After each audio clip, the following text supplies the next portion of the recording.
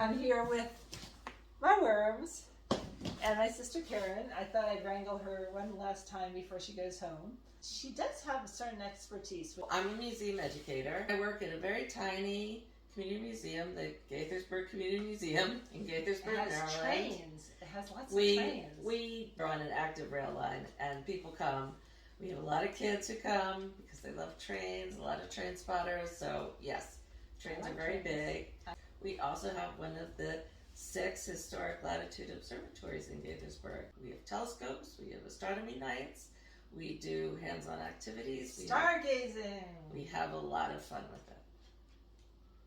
Okay, so now let's get down and dirty. Like the worms. Like the worms, we're going to talk about worms. We have to talk about worms. So, Karen had an experience that many people have had, which I fortunately have not had, which is dissecting a worm in high school or junior high school biology class. So I thought I would ask you about your experiences with doing that evil deed. For the good of science. I'll put it that way. For the good of science. Yeah, I took 9th grade biology and I had to dissect 3 things. A worm, a crayfish, and then I did a frog. Did it feel like a worm? I mean, I assume it was dead, right?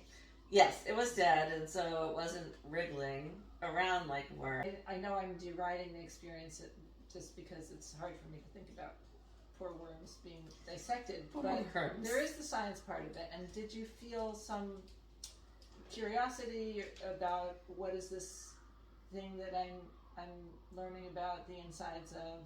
The thing I think I can say is that a worm looks very simple on the outside, but they do have internal organs, just like everything else, that it's hard to see from the outside that there's much going on in there. Although now you can just Google a picture of it. Yes, so now you can Google, and actually I guess there's probably like an AI thing you can dissect on the...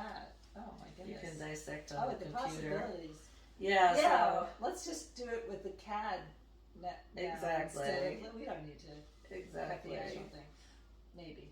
I want to go back to what I do for a living, which is being a museum educator, and planning informal educational opportunities, which is why I thought that I knew that you used to do school programs with worms.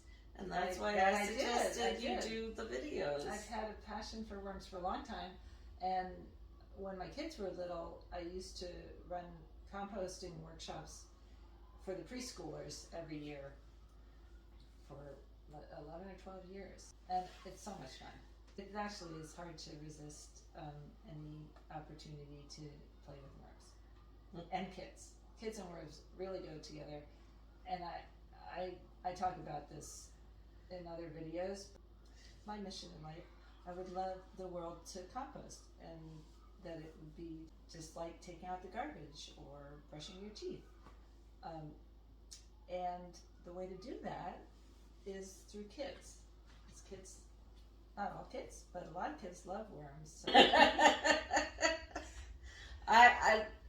I'm looking up to the stars, and Lauren's looking down in the dirt. So there you have it. We get there just the same. Yes.